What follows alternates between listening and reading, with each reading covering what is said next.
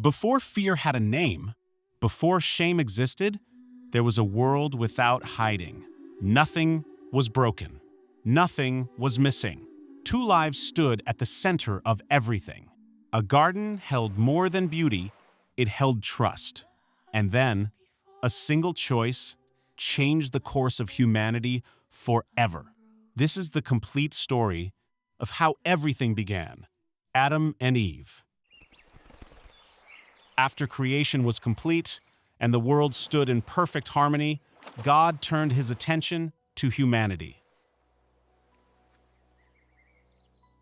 From the dust of the ground, God formed a man. Earth was shaped into flesh. Dust became skin and bone. Into this form, God breathed life. Breath filled his lungs. Spirit awakened his being. The man opened his eyes and became a living soul. His name was Adam. God placed him in a garden, eastward, in a land called Eden, a place untouched by sorrow, a place sustained by abundance. Trees rose in beauty, pleasing to the eye, and rich with fruit. Rivers flowed from the heart of the garden, branching outward, bringing life wherever they went. Adam walked among creation, surrounded by wonder. He observed the rhythm of the world, the rising of the light, the stillness of the night, the harmony between land, sky, and water. He was given purpose, to care for the garden, to cultivate it, to guard what had been entrusted to him. Adam named every living creature, the animals of the land, the birds of the sky. Each name reflected understanding, yet among them all, there was none like him, and it was seen that the man was alone. So Adam was placed into a deep sleep.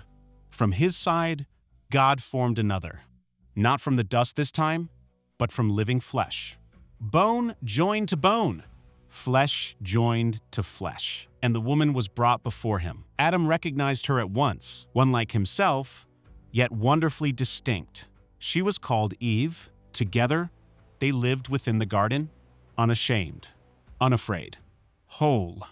They moved freely through Eden, their hearts undivided, their minds at rest. They lived in harmony with creation and in fellowship with God.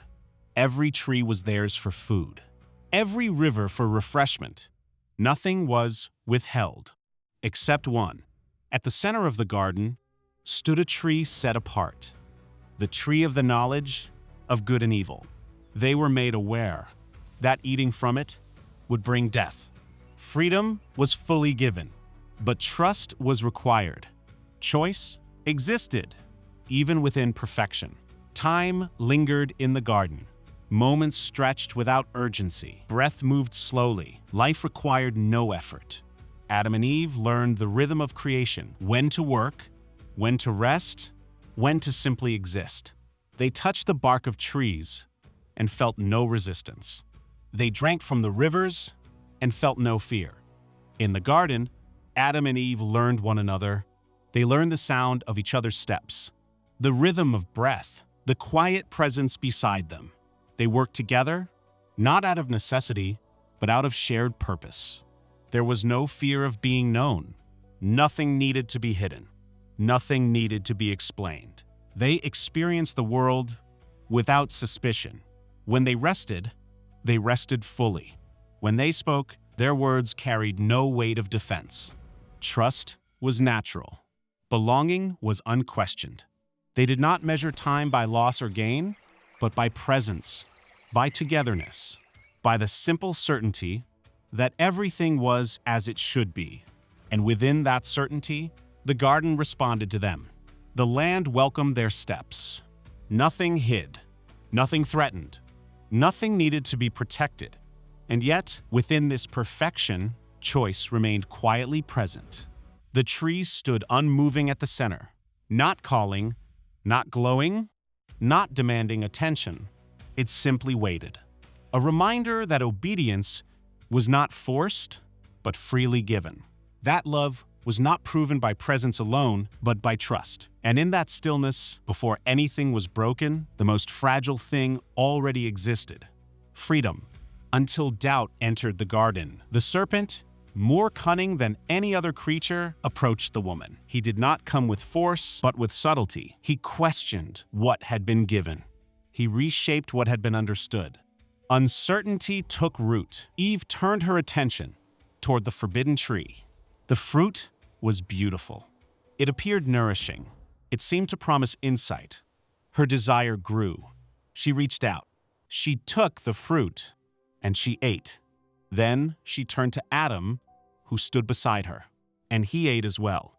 In that moment, something shifted. Their eyes were opened, but what they gained was not wisdom. It was awareness of loss. They saw themselves as they never had before. Shame entered their hearts. Fear followed closely behind. They covered themselves and withdrew among the trees. When God approached the garden, they hid from his presence. Not because God had changed, but because they had. Their disobedience was revealed, and with it, the consequences were made known. The harmony of creation was broken. The serpent was cursed. The ground was cursed. Pain entered human existence. Labor became heavy. Life would now end in death. Creation itself would resist the hands that once tended it with ease. Yet judgment was not given alone.